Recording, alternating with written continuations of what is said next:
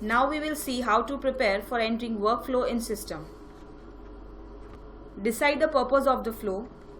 For example, if user have to create flow for bill payment, what will be the purpose of the flow?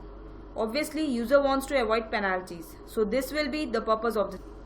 List the prerequisite steps which are required to meet that purpose.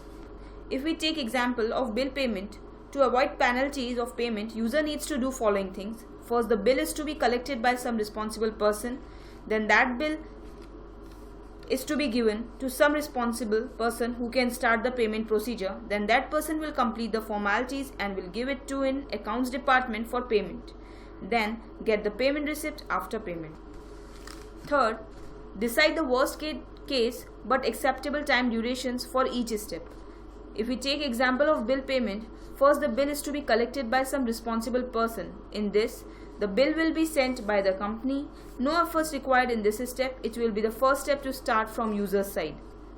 Then that bill is to be given to some responsible person who can start the payment procedure. Suppose ideally procedure requires 2 days to complete, but user not, it can't be delayed after 4 days.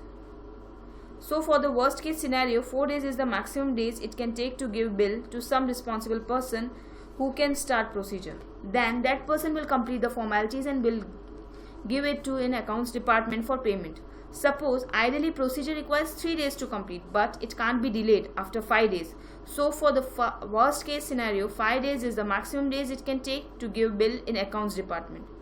Then that person needs to get the payment receipt after payment. Suppose ideally procedure requires 1 day to complete, and in worst case it can take maximum 2 days. If all the steps in the flow are being done by the same person, then the flow responsibility is of that person only. Fifth, if all the steps in the flow require multiple responsible person, then the flow responsibility is with multiple persons. Just like in bill payment flow, multiple persons are involved. Sixth, identify the persons who are affected by the flow as follows: the superior of the responsible persons, the customers of the flow, that is the people who use the output of the work done. Note, customer here means internal and external customers. The overall senior people, then external persons like suppliers, vendors, consultants, customers, government bodies, etc. Then stakeholders. Seventh, define a kind of hierarchy for reporting.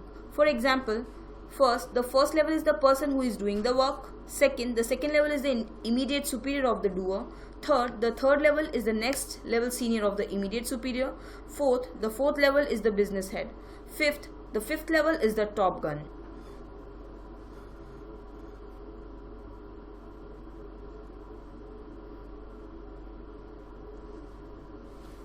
Then define an escalation logic.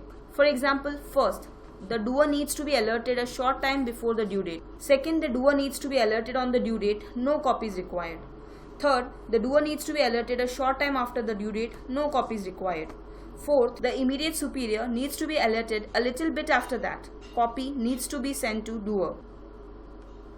The senior person needs to be alerted when the matter gets serious. Copies needs to be sent to the immediate superior and the doer. The business head needs to be alerted when the matter is critical. Copies need to be sent to the senior person, the immediate superior and the doer. The top gun needs to be alerted when it is actually a system failure. Copies need to be sent to the business head, the senior person, the immediate superior and the doer.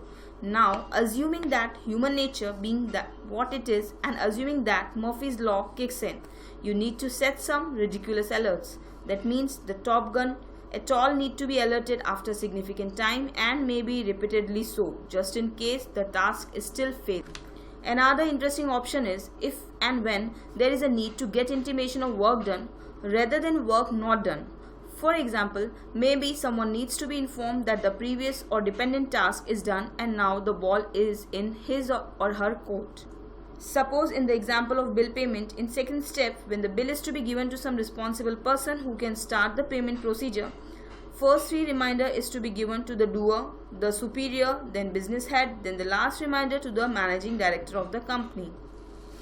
If the people structure is having less or more levels and or parallel structures, then the levels mentioned above would be more or less. In some cases, the person who needs to be alerted is not constant. For example, maybe depending upon the particular purchase order, job order, gate pass, challan, etc. Maybe the alerts have to go to different emails. Then you need to decide a group in which these can be included.